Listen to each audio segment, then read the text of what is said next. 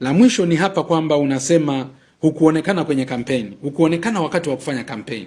Wewe unategemea mimi ningeonekanaje sasa kwenye kampeni? Huku niko mahakamani. Yaani ningewezaje kupatikana sehemu zote mbili kwa wakati mmoja? Yaani huku niko mahakamani, huko niko kwenye kampeni. Ilikuwa haiwezekani. Kumbuka mimi na chama changu tulifungua kesi mbili pamoja. Kesi ya kupinga uamuzi wa msajili wa vyama vya siasa. Kesi ya kupinga kuenguliwa kwenye kinyang'anyiro cha ugombea wa urais kwa hila na INEC. Na tulianza kesi ya kwanza, tukaenda kesi, tukakata rufaa, kesi zikabadilika, na zote hizi zilikuwa zinakwenda simultaneously. Sasa unawezaje coexist katika maeneo yote mawili, kwamba niwepo kwenye kampeni za madiwani alafu niwepo mahakamani? Mimi karibia wakati wote niko na wanasheria, mawakili wangu, aidha tukijibu hoja za kutoka kwa wajibu rufaa au tukijibu hoja kutoka kwa wajibu madai ya kwetu, au tuko mahakamani kabisa tunaapia kwa jaji.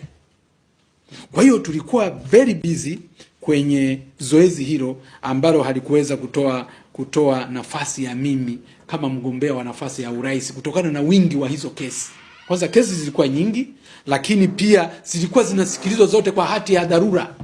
Na hilo watu wote lazima walijue kwamba kesi hizo mbili ambazo zingine mara inaamuliwa, mara inatenguliwa, mara mnajibu mapingamizi, mara mnafanya nini, ungeupata wapi huo muda?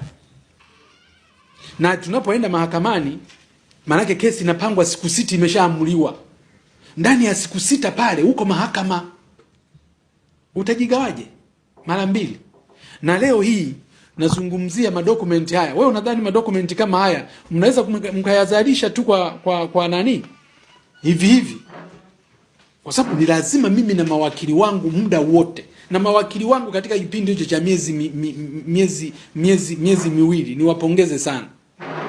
Lakini pia ilisababisha hata kesi zingine walizokuwa nazo zikasimama kabisa, kwa sababu ya requirement ya mahitaji ya majaji, kwa sababu mahakama kila siku mkienda kukutana mnapokea orders za majaji. Majaji wameagiza upande wa wajibu rufaa mnatakiwa kwenda kueleza hivi na hivi. Upande wa wajibu maombi mnatakiwa kwenda kueleza hivi na hivi. Mnatakiwa kwenda kufanya hiki na hiki na hiki. Upande wa waleta rufaa, upande wa waleta maombi mnatakiwa kufanya hivi na hivi. Mnaenda kufanyia kazi hiyo na kusubmit. Mpaka tunatengeneza madokumenti makubwa haya. Halikuwa jambo la mchezo. Kwa hiyo ina maana kwamba kampeni za chama changu mimi nimezifanyia mahakamani na